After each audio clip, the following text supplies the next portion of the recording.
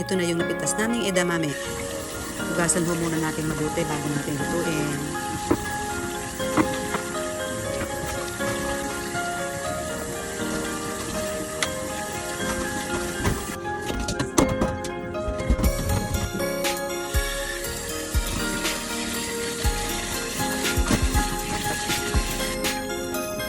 Habang hinuhugasan ko to, nagpapakulo na po ako ng tubig.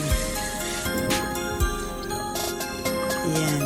Ilagay na natin siya sa kumukulong tubig. Hayaan ho lang natin siyang kumulo dyan.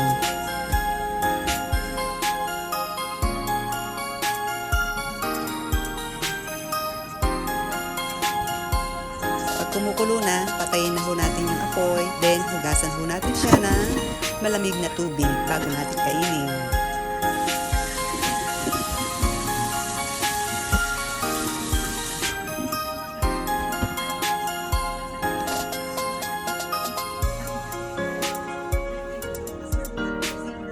Lagyan natin siya ng konting asin bago natin ihain. Sarap!